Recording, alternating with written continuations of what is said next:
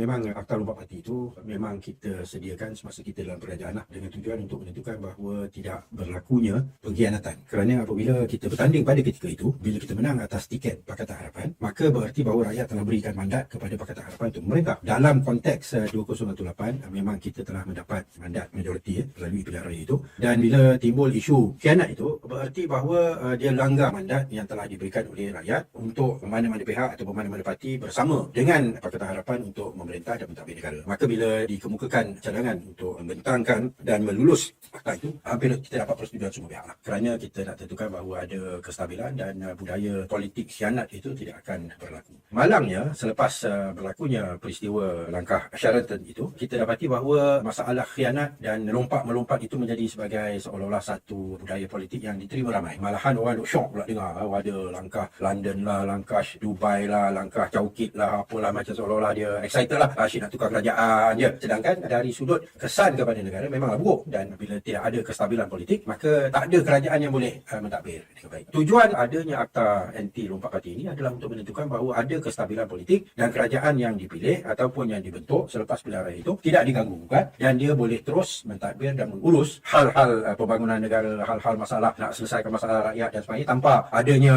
gangguan sekejap-sekejap tukar kerajaan, sekejap-sekejap tukar Perdana Menteri, tukar kabinet, tukar ini, tukar itu, tak dapat buat kerja dengan betul. So inilah yang sebenarnya falsafah di sebalik demokrasi, iaitu ada yang golongan khususnya Perikatan Nasional lah sekarang ni, dia kata yang nak buat langkah Dubai ke, langkah Caukit ke, ini semua adalah demokratik dan itu hak kami dan sebagainya lah. Sedangkan dalam sistem demokrasi, bila dah dipilih dan dibentuk kerajaan, maka adanya kerajaan dan adanya pembangkang, dua-dua bekerjasama untuk membangunkan negara. Itulah yang dikatakan pembangkang yang membina. Bukan pembangkang kerjanya adalah nak cari ruang untuk nak jatuhkan kerajaan, untuk nak menjadi kerajaan. Sabarlah. Itulah yang dalam bahasa Inggeris di UK dipanggil Her Majesty's Loyal Opposition, iaitu opposition ataupun pembangkang yang setia kepada Penjaga Persatuan Agong ataupun Permaisuri Agong. Berarti dia mengutamakan kepentingan negara. Selesai dah pilihan raya, siapa yang dipilih sebagai kerajaan adalah kerajaan. Dia akan berusaha untuk membangunkan negara dan mendatangkan kebaikan kepada rakyat. Pembangkang lakukan kerja seimbang untuk menentukan bahawa apa yang hendak dilakukan itu, kebaikan kepada negara, kebaikan kepada rakyat dan sebagainya, akan tercapai. Bukan dia